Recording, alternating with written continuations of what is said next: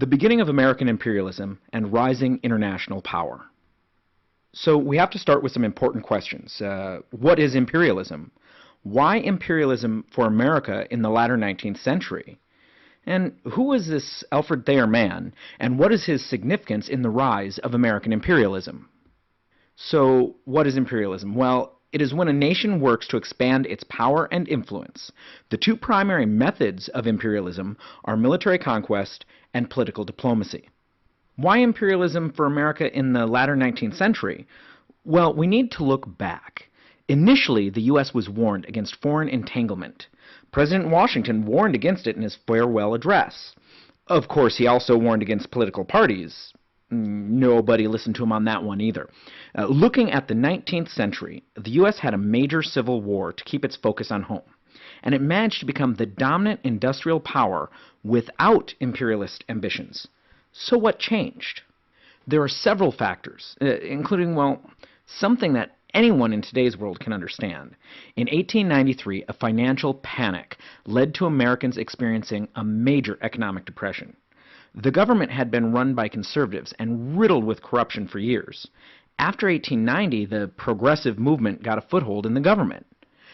The end of westward expansion was here. Manifest destiny was accomplished. Now that we cover the continent, including Alaska, how does the U.S. show our greatness through growth?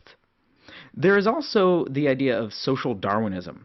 Social Darwinism takes the Darwinian idea of survival of the fittest at the biological level to what many would consider the natural next step.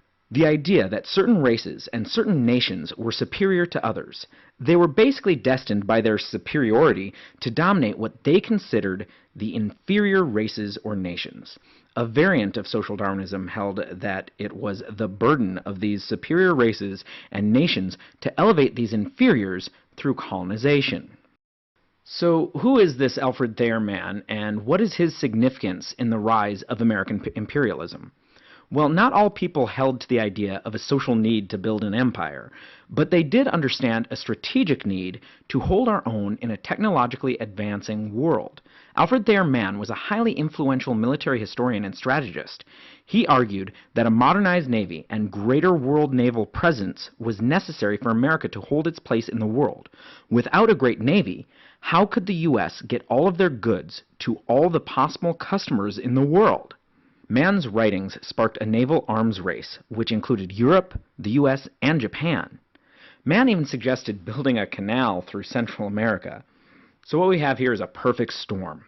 Social, political, military, and economic factors all come together, making the rise of American imperialism inevitable.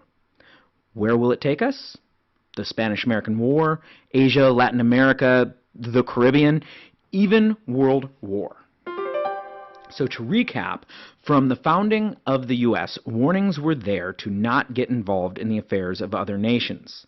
Imperialism is when a nation works to expand its power and influence. The two primary methods of imperialism are military conquest and political diplomacy.